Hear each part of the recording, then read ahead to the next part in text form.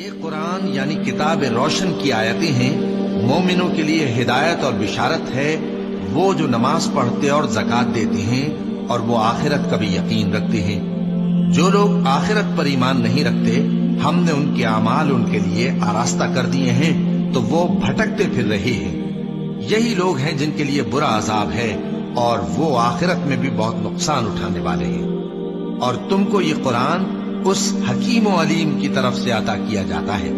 جب موسیٰ نے اپنے گھر والوں سے کہا کہ میں نے آگ دیکھی ہے، میں وہاں سے رستے کا پتہ لاتا ہوں یا کوئی شعلہ یعنی ایک انگارہ تمہارے پاس لاتا ہوں تاکہ تم آگ تاپو۔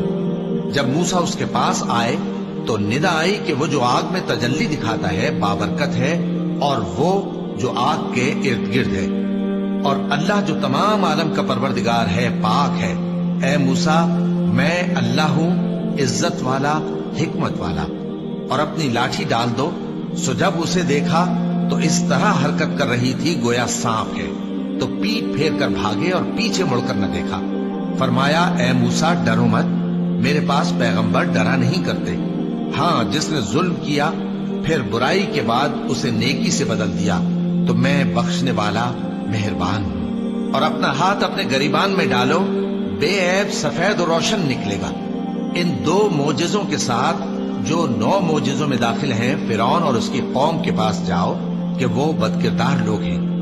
پھر جب ان کے پاس ہماری روشن نشانیاں پہنچی تو کہنے لگے یہ کھلا جادو ہے، اور بے انصافی اور غرور سے ان کو ماننے سے انکار کیا، جبکہ ان کے دل ان کو مان چکے تھے۔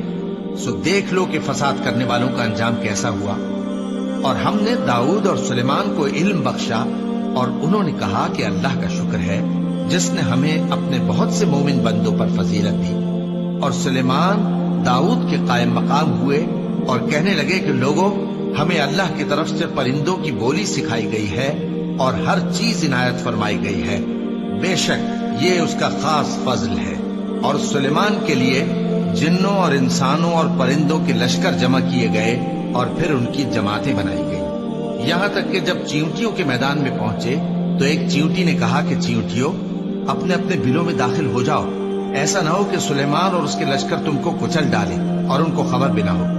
تو وہ اس کی بات سے ہنس پڑے اور کہنے لگے کہ اے پروردگار، مجھے توفیق عنایت کر کہ جو احسان تو نے مجھ پر اور میرے ماں باپ پر کیے ہیں ان کا شکر کروں، اور ایسے نیک کام کروں کہ تو ان سے خوش ہو جائے، اور مجھے اپنی رحمت سے اپنے نیک بندوں میں داخل فرما۔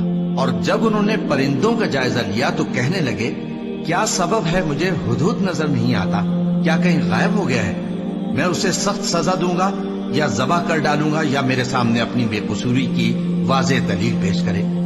ابھی تھوڑی ہی دیر ہوئی تھی کہ ہدہد آ موجود ہوا اور کہنے لگا کہ مجھے ایک ایسی چیز معلوم ہوئی ہے جس کی آپ کو خبر نہیں، اور میں آپ کے پاس ملک سبا سے ایک یقینی خبر لے کر آیا ہوں۔